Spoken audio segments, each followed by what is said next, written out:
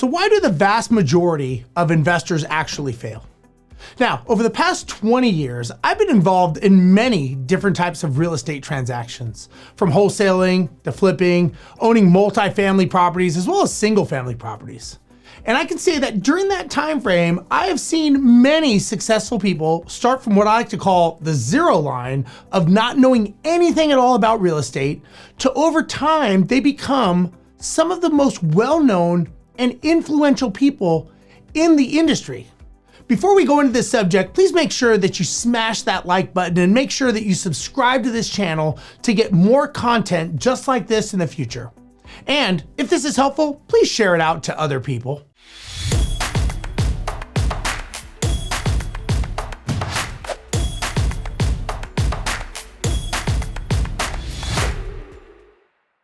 Now, one thing I've learned about seeing successful people is, like every coin, there are two sides to every single story.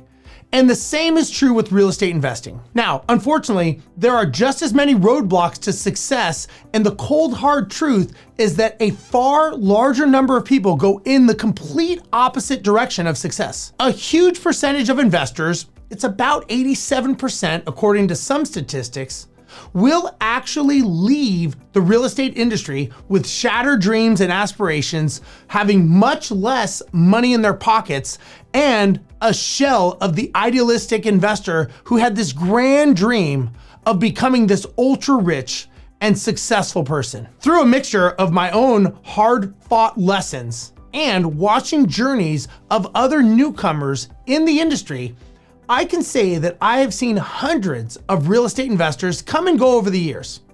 And the fine line between success and failure comes down to a few key points of those that have failed and they tend to ignore. And those are how you succeed and master the tasks. Now, I personally have been on both ends of this scale, and I can tell you that the latter is not a fun place to be, both financially or emotionally. So you gotta ask yourself, why do some people succeed where others fail? I believe it comes down to a few different things which I've outlined and we're gonna talk about, but they all have something in common, is that time and energy the individual is willing to put in and how willing they are to really grind away so that they can reach their goals. Number one, emotional decisions versus actual numbers. Investors who fail generally open up their wallets for the wrong reasons. I have seen this many times in the past. At one point, I had a very large portfolio of properties, but in that portfolio, there were about 40 plus single family properties that were just sucking the life out of me. Very simply put, they were the wrong properties for me, wrapped around a very flawed business model. Although, to be completely honest, it was really the lack of business model that proved to be the issue. Now, I lost a lot of money and I got taken advantage of by tenants, real estate agents, contractors, and sellers. You name it, and they pretty much took advantage of me. But one thing that will always stick out in my mind were the sleepless nights of not knowing how I was going to fix the situation that I had personally put myself and my family into. What I did learn was that there are ways to avoid these common mistakes and keep your investing career on track. Determining a plan of action aligned with what your goals are and knowing how much you need to invest to get there are really some of the most important tricks that you can keep up your sleeve when you're trying to become a successful investor. Try to remember that these mistakes are part of the investing process, and recognizing what they are when you're committing them are how you avoid these invaluable lessons. Spend time developing a systematic plan and stick to it. If you try to adhere to these guidelines and you keep emotions out of it, you are gonna be much faster on your way to building a successful portfolio. Number two, lack of patience, not doing the right research. Now, as a child, we're taught the age-old story of the hare and the tortoise. Many times, as the power of slow and steady progress become eminently clear, slow and steady usually comes out on top.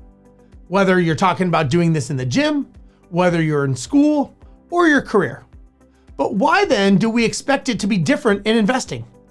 A slow and steady discipline approach will get you a lot further over the long haul than going for that last minute Hail Mary play. Expecting our portfolios to maybe do something magical other than what they're designed to do really is a recipe for disaster. This means that you need to keep your expectations realistic in regards to the length, time involved, and growth of your own portfolio. Number 3, quitting too soon. Perseverance and time is key and essential to anything that you do. Not only does this take longer than we expect or hope, it also takes a lot of blood, sweat, and tears. I used to wonder what was the reason that some people would succeed when I would watch other people fail. Why is it that two people who can both start from nothing can end up on complete opposite ends of the spectrum? I mean, ask yourself, is this a tool set or a mindset? If they both started out investing with the same amount of money at the same date, then think about it. Why would some people take a completely different path? They both have access to top level information, either paying for it or they get it free on some of these online channels, YouTube, local real estate groups, or Facebook. Are some people more serious about it? More desperate for money? Maybe is it a certain personality profile or another? Psychology today puts blame for much of this failure to perseverance into our brain chemistry. Neuroscientific research shows that higher levels of dopamine might actually separate the internal drive that some people have to persevere, while dopamine levels that are lower in other people cause them to simply give up. So does that mean that some people are just built to take hard knocks necessary for success and other people aren't? I don't know, but either way, I feel it always comes back to the starting point with which they have a clear game plan and sticking to it regardless. Number 4, having the right mindset and support. What I think is interesting is that when I think back to when I was a child, I was always told that I could do whatever I wanted to do, or I could become whatever I wanted. I would be told sky's the limit. Now, as an adult, when I said that I was going to start investing in real estate, that's when I was told by many people that I would fail. It's always the negative people mention that first, along with all the problems with owning rental properties, whether it's tenants, toilets, turmoil. They went on and on telling me this, and I used to think to myself, wait, I thought as a kid I could do whatever I wanted and I could become whoever I wanted to become. Now, thinking back, I'm really not sure if this was just negativity on their behalf because maybe they failed where I had hoped that I would eventually succeed. Or it could very well have been their way of sharing their personal experience and their words of wisdom, but just did it a different way. But I do find it interesting the difference between success and failure is not normally a tool set issue. To me, it seems to boil down to a mindset issue, and how you think determines your outcome. The thoughts that you let creep into your head from other people, whether it's positive or negative, will determine your view on a subject. That view will determine and dictate your outcome and your actual result. I was always told that if you are the smartest and wealthiest people that you hang around with, of the top 5 people you spend the most time with, you may want to think about changing your group of people. Now, the reason I bring this up is that your mental mindset is what will ultimately determine your success or failure, not only with investing, but really all facets of your life. Number 5, treat it like a business, not a hobby. The vast majority of real estate investors who fail, they fail because they view owning a rental property not as a business, but more like a hobby. The fact is that most people do not do the work that's needed prior to actually purchasing that rental property. You need to set and establish clearly defined goals, create a strategy to achieve those specific goals, and clearly define the numbers needed to successfully run that business. The definition of a business is a commercial, profitable enterprise that runs without you. And remember, if you cannot leave your business and come back after a set amount of time, and have it continue to run without you, well, you don't own a business, you own a job. And there is a big difference there, and definitely requires a huge mindset shift. If a business is to be successful, it has to have an end goal and a final destination. You have to remember that whether you own one property or 50, it's still a business, regardless of the size of the business and their policies, procedures, and structure that have to be involved in.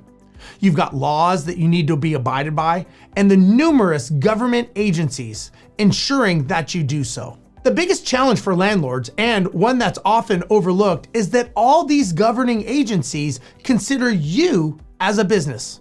You've got the IRS, fair housing, property code, local and state federal laws that protect tenants, and numerous other governing bodies all expect you as a landlord to be running your rental property as a business.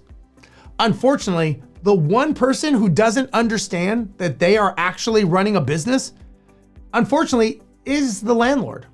This is why 1 in 3 landlords are in some form of lawsuit or litigation every year. In chatting to investors, I often hear that after some type of disaster, such as a bad tenant vacating, resulting in damage to their property, the general consensus is the problem stemmed from incorrect procedures. Maybe they didn't do a background check, or they didn't do a proper background check of the tenant. There was no policy in place around tenant selection, or maybe they just didn't enforce the rules of the lease agreement. In reality, they were not running their business correctly, and unfortunately, this is when it became a costly error. Number 6, understanding the bigger picture. In conclusion, most newer investors buy a rental property and they think they will figure it out as they go along. To me, that's the same logic as saying, I think I'm gonna pull a tooth on my own today, and you know what, if it doesn't work, then maybe I'll go to the dentist and have them do it next time. The one thing as entrepreneurs I find is that we are not afraid of hard work, and we're certainly not afraid to figure things out on our own. The challenge, in my opinion, is when you own a rental property, you have a living, breathing person or persons in your property, and you are legally obligated to make sure that you are providing a safe and secure living environment for them. Fear will cause us to not take action, and overanalyzing will cause delay of action, coined the term analysis paralysis.